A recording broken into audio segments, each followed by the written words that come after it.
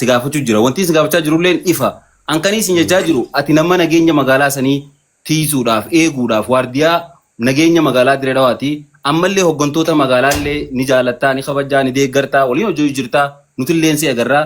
Obboleettii ta'e akka malatti ajjeefamte kan akkuma ati jettee haqa sii baasuu danda'u hooggansa keenya jettee Khadir kiyya guyyaarraa viidiyoo waraabda. Maaliif hin gaafatiniidha bara gabaabdumatti nama naa himre maaliif hin gaafatin moo ajjeefamuu isiisan sitti hin dhageemne.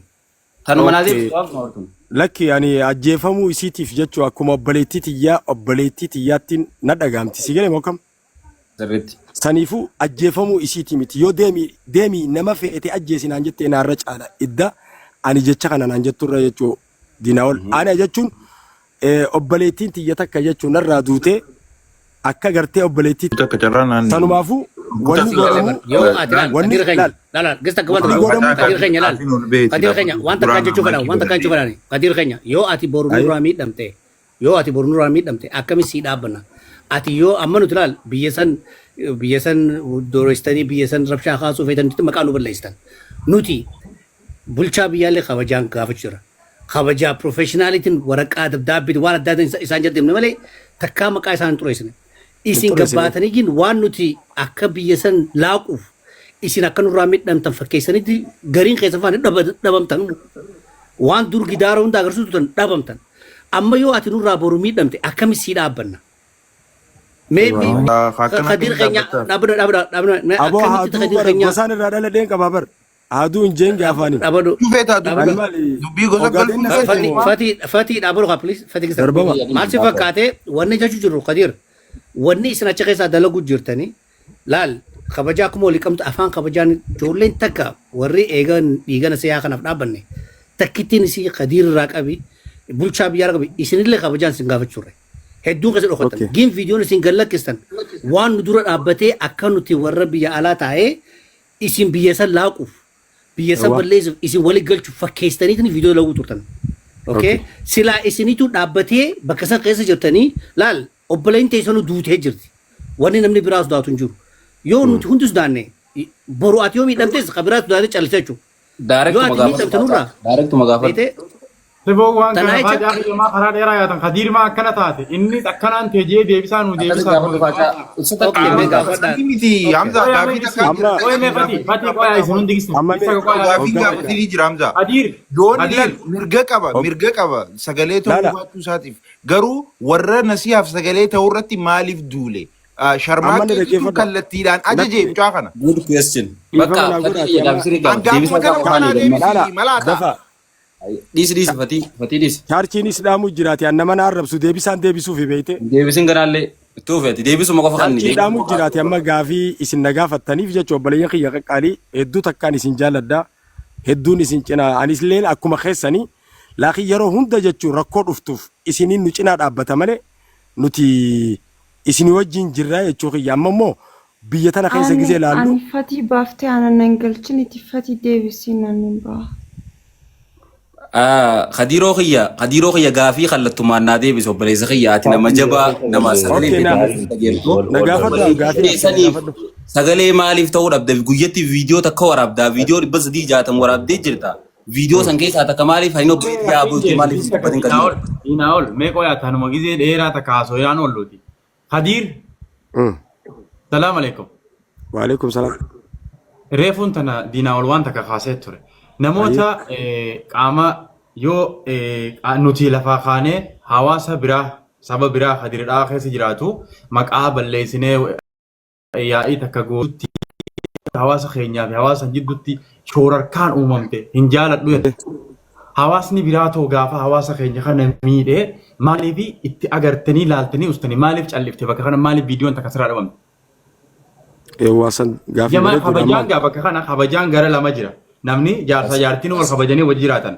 Kabajaa gara lamaa kana yeroo hawaasni san hawaasa keenya miidhe callisaa yoonii fi an asii gabbee aboo hawaasni keenya maa miidhama jee anaan shoorarkee isaa magaalaa naan jechaa akkamitti maalii fi anarrattoo viidiyoo waraabdeeti waan kana eega jaalalatan gama lamaan qabdee ka dubbatu taate.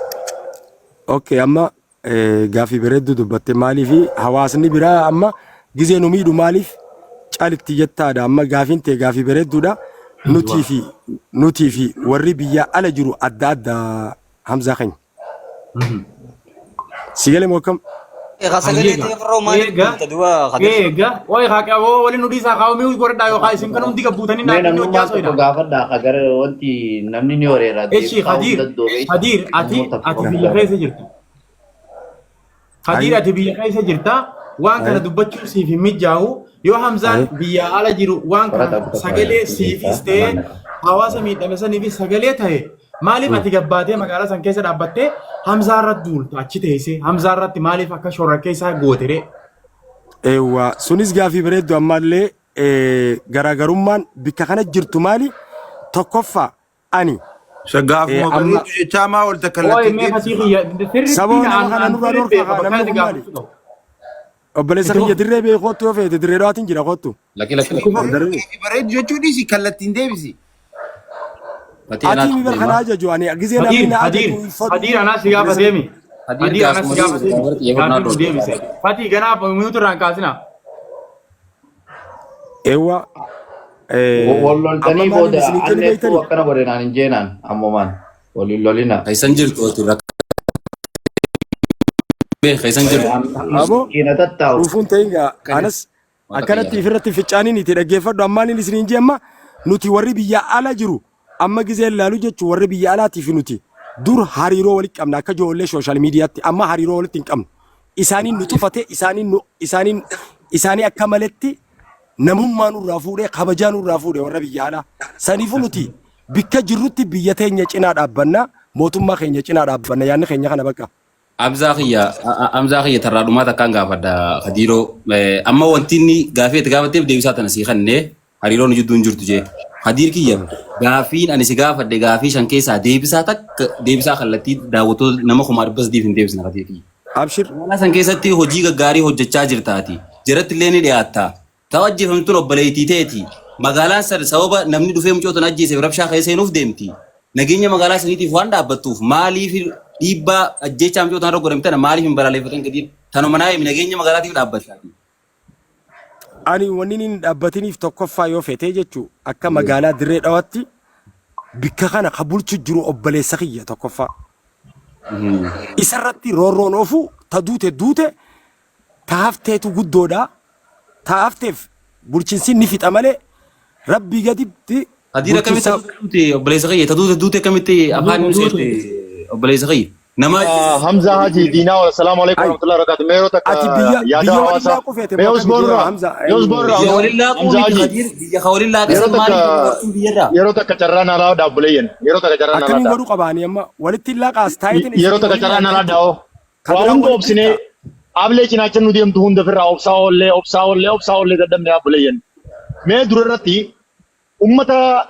ummata hamma afan gaayete gara gallikim sokona laale digo buleyen kenya do sokona ni raisa idea generally to kone sini kanna dirreen dawa ona afran qallooti ona oromoti gaafa nuti jennu lafa keenya haqa keenya irratti dhiini obboleeyyan keenya Soomaaleen duftee gannaqaa jirti namoota gaafa nuti obboleeyyan keenya maaliif dhiini isaanii sarbama intalti maaliif duuti gurbaan maaliif du'a lafti teenya maaliif akka nafa ambaa taatee dubbatamti gaafa nuti jennee kaanu warri garaadhaaf bulu warri dirree dawaa keessa deemee feemasoota ifiin jiru kuni namoota gabbii obboleeyyan keenyaaf sagalee ta'u as deebi'eeti duula adda addaa rabbana mootummaa deeggaruu waan qophaa waan keenya falmachuu waan qophaa biltsiginnaa deeggaraa biltsiginnaa guddaadha gaafa obboleeyyan kiyya garuu miidhaman obboleeyyan kiyyaa dursa my blood is first dhiiga kiyyaan na dursa malee mootummaan ni hafa obboleessa kiyyaa bulchaa obboleettii kiyyaa bulchaa that is a different reason qophaati kun obboleeyyan yoonii fi dhugumaan لا لما خدير تيجي برا ما خدير ساني أكلنا نقوله ساني أكلنا نقوله ما تدوته وني وانت كانت يانسا دي ما ديناول مچان نينغد مچان أبوليتين يلاكو غراغب دو evidence مال كبد مال دود إني مچا ساني إتداغامو ربي واي evidence مال كبد جد بتخونلن أتلي جن دنيا ممتي مچان نينغد أتلن جتي تسيفين كفلا كوي obsime yo isini wali jala isho Hadiir kun deebisaa keenya nu deebise hedduu nu tolu nuti waan Hadiir waan kana waan nu deebisu اوكي ميوت الرخافة خدير كيا ميوت الرخافة أول قصة كوين دبتشو دا فايزة واتك فما لكن لكن أبو أنا خنا في الدفن دا بدو دينار خينيا من همزة شيخ جابر غرغر سو متاتي جرا أتشتك دياتن دفع في تدا تشخوتا تنان وندينو أما واوندك بقى وندينو بزي أسر رافت أتم من همزة شيخ جابر خوتا أجرو خدير رما مايكي بندو بيزغي قالي تدوتي تهافت جل ديمنا أكمل تفان جت تدوتي سن علاقات رفيع جيس كأيته ترتي وبليتي أكمل تدوتي غران سدقة مو ربي تدوتي فاين أكمل جت خدير أنا أما مالين بيخدي بيتا يرو تكتا كمال تجري بيتا إسين أمني خنيا وردو إقف الرها سويتن ملء ورد جرور أنا سويتن هادو خنمني جيسمو خنمني خليه جيسمو سير ربي بر عمري ربي ترفتين دون عمري ربي تي متبر قدير ati biyya san teessee as dhuftee maa dhiira taatuun ajjeefne mee yoo dhuftee ajjeeftee mee nama si jeesuu deemu si dubbata moo naa dubbata anna jeesuu hin danda'an ayyee biyya san hin jiru ati si jeesuu deeman ati maan dubbanne ati bar nuti bar ni jirra ifirraa dhorkina maaliif hin dubbanne miskiina ifirraa dhorkuun dandeenya akkamitti akka sagaleen baatu akka hogga lubbuun baate maaliif irra dhiibbaa gootan ati ifirraa dhorkuu dandeessa miskiina ifirraa dhorkuun dandeenya dhiibbaa irratti hin goone taajjii sagalee suuqaa amstan mi'uut godhamee ani dhiibbaa takka gooneeti dhageeffadha namni dhiibbaa irra godhe hin jiru tokkummaa jaalachuudhaa fi tokkummaan jiraachuu sabaa sablammiin jiraatti dirree dhawaa arraas borus sabaa sablammiin jiraatti jechuutu beekamaadha. Saba san keessa Oromoon ilaaluu qadiir. Nuti sabaa sablammii wayii kaanne qadiir dirreen bar magaalaa teenya sabaa sablammii wajji jiraanna nuti kanan kaanne bar ishi nuti sabaa sablammii ni qabanya. Sabaa sablammii maanu kabajuu dhabdee gaafa isiin hawaasa keenya miite ati maa usta kantiibaan keenya maa usa hawaasni maaliif hummaan kanarra calliftee dhagaafin kiyyaan. Dura tokko taa wal jaaladhaa wal jabeessa nutu waliin galle obboleen kiyyaa. Kiyyaa naasii hojii dubboo jira bara. Namni as diinaawul gaafii kiyya naa gaafadhu kaa laal diinaawul mirga qabda akka sagalee ta'uu baachuu isaatiif mirga qaba maaliif warra sagalee ta'uu irratti maaliif duule tana qofa naa gaafadhaa kaa please. Khadiirayyee maaliif ijoollee sagalee taatuuf maaliif gabbaatee arrabsite? Eenyu fa'a?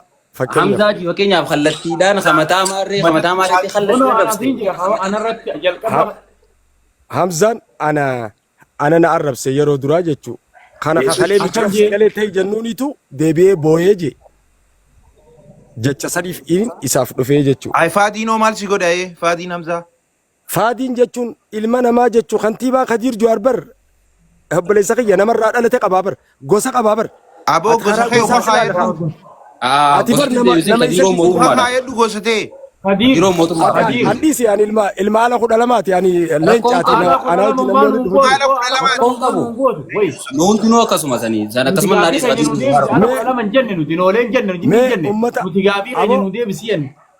nuti dhageeffadhu noolee fi ala jechuun obboleeyyan obboleessa kiyya namni noolee fi ala ga'u. Gosa nun barsiisin habiibi osoo kofoon kaatiin gosa baranne gaafa ijoollee osoo qullaa deemnu gosa nun barsiisin obboleeyyi ta'eetiif sagalee hin taane nama obboleeyyi ta'eetiif sagalee ta'u maaliif gabbaatee arrabsita Kadiir kiyya. Ati obboleessa keenyaami. Hogguu qabame gosa jalaa bar. Nam takka haniin arrabsallee hin qabu obboleeyya kiyya kufa manaa godha abbaan fadheef sagaleen ta'a abbaan fadheen hin dhiisan nam takka na dirquu hin danda'u. Kan mirga keeti nama arrabsoo. Kan mirga qabda namoota sagalee hawaasa ta'u jiran. An dhaggeeffadhu ani amrii qabu bar ajjeesuudhaaf amrii qabu anaami haa ajjeesu haaliqa ajjeesa qaddara kuni. Ati yoo duute namni kaman laafisee akka waan sareen duuteetti karaarra si darbee si biraa deemuu sirriidhaate kama ta'a keetitti yoo namni si jeesu. Ani gizeen maaliif ani gaafaan an du'e anaa fi warri keenyaa fi shanyiin xiyyaas baati gosti xiyya guutuun. Maalitti as ba'an haa isin gosan qabdu maalitti as ba'an asiyaan gosan qabdu fakkeenyaaf yoo gosa ta'uu taate bar jiraatummaadhaaf namummaadhaan malee namni kawaa gaafachaa jiru. Gandaaf bar gosaa. Akkuma keessanii anillee akkuma keessanitti malee isaanillee hin beeku bikka isaan jiran hin beeku bikka isaan irraa ta'an hin beeku sooshaal miidiyaa malee. Aboo amma gosa hin fayyaduu nuti si hojii haasa'uu nuuf fixannee jirra nuti. La fatii dubbii sirree isaa deemnu mee muutu irraa qabadhu. Amma Kadiir mee taragaaggaye. Oyaame awoo Kadiir mee taragaaggaye aariin miira aariitii miti. Tasgabbiidhaan gaafii nuti si gaafanne seeraan nu deebisime. Deebisuma jira bari Hamzaa deebisuu malee deebisuuf yaalu jira garuu kallattiin deebisuutu hin jirtu Kadiir aramaa obboleessa keenya gaalii.